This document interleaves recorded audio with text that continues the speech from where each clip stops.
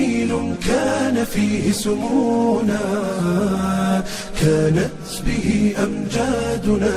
kusoo dhawaada qormadeena waxa ay ku saabsan tahay wali ma ku fikirtay nuqsaanta caqliga intay tahay amaan dumar lagu amaanayo. mawduuca sidaan ku aragnaba waxa weeyaan naqsaatu caqli wa diin aan rabnaa insha Allah taala inaynu faahfaahino ama dadka sida ay ka aaminsan yihiin aynu u qaadaa dhibna insha Allah. balse fiican u dhuux oraahdan caqliga iyo diinta waa aqoonsiga ugu xeesha dheer ee awoodda dumarka iyo saameyntooda oo loo qiray nabiga sallallahu alayhi wasallam waxa uu yiri ma arag kuwa caqligoodu naaqis yahay iyo diintoodu oo kala tagis badan ama sirid. caqliga ninka ee buuxa midka idin kamid ah dumaro waxay dumarkii dhaheen waa maxay nuqsaanta diinteena iyo caqligeena rasuulkii allow.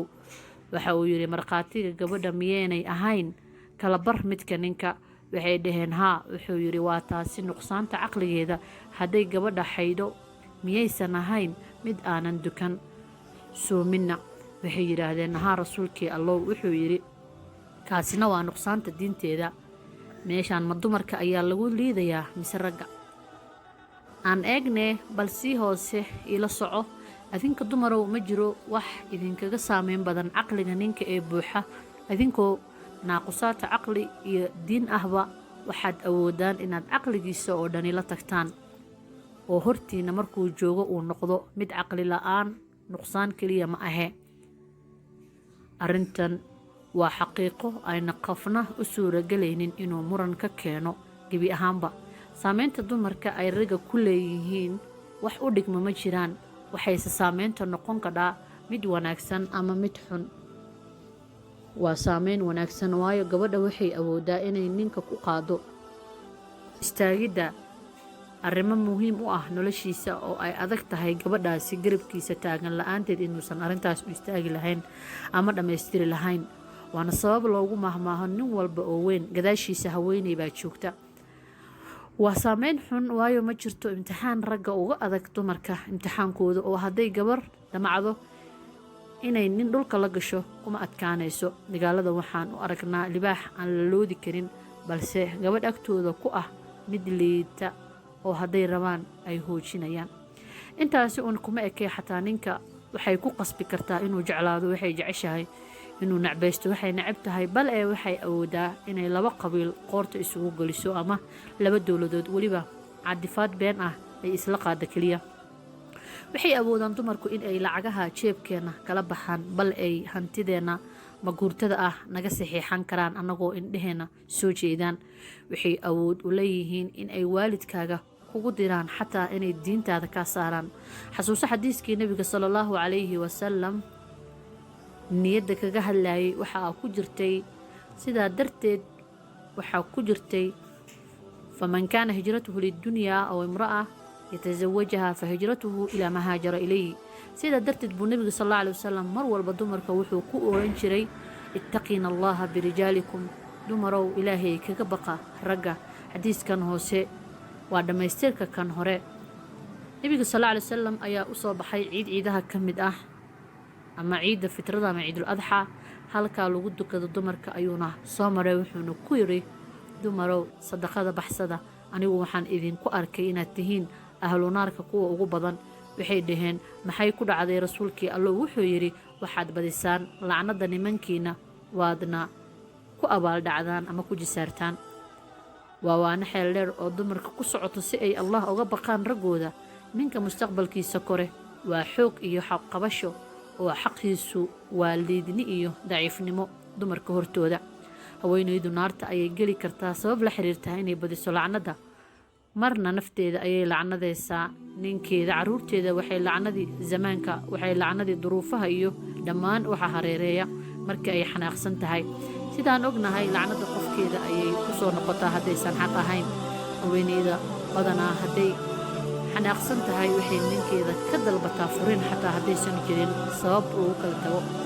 isla xaaladaasi waxay loobaysaa dadaalkiisii iyo wixii uu siin jiray si la mid ah waxyaabihii uu u huray jacaylkii uu jeclaa. markaas ay leedahay maa ra'ayta minka khayran qad.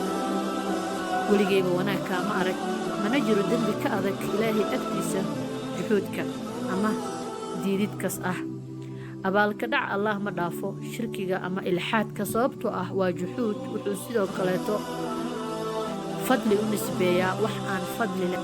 iskaba daayay wuxuu mushrik u mahadnaqaa wax aan anfacaynin ama aan dhibaynin.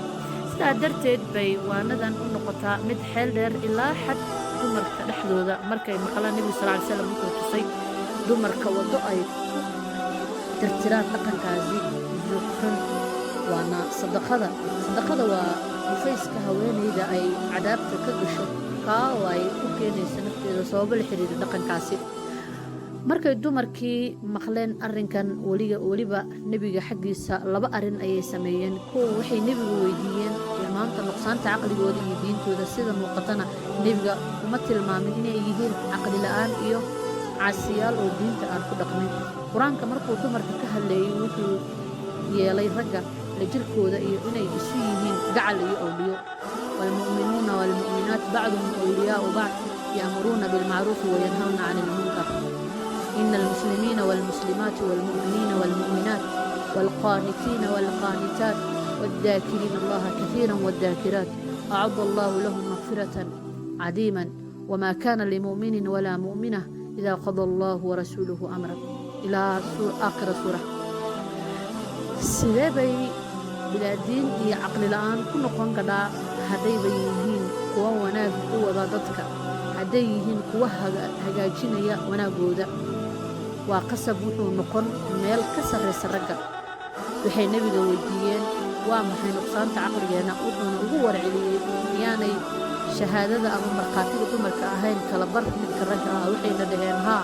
wuxuu yidhi xaggaas buu ahaaday nuqsaanta caqliga. sidaa ognahay allah sarreeyey wuxuu markhaatiga dumarka ka yeelay marka la joogo axkaamta maalka kala bar midka ragga yacnii 2 dumar 1 nin marka halkan la joogo. waayo dumarka dabcigeeda iyo doorkeedaba waa mid ka fog dunida fiirooyinka. si la mid ah dumarka dabciga difaaceeda inta badani waxay ku saamowdaa muuqaalka kore siduu nebi daa'uud ugu saamowday muuqaalka sare markay u dooday 2 qof oo midkood yidhi walaalkay ah wuxuu leeyahay 99 lax anna hal keliya ayaan haystaa. suu ugu yidhi hashaada aniga iigu soo dar. nebi daa'uud ismaba waaline ninkii ayuu u xukumay arigii oo muuqaalkii kore ayuu qiimeeyey iyadoo ay maangal tahay in halka lax lafteedu uu xaq u lahaa ninka haystay 99ka ayna wax farqi ah u dhexaynin inuu 99 haysto ama malyan neef. xaq mar walba waxaa leh qofkii lahaa.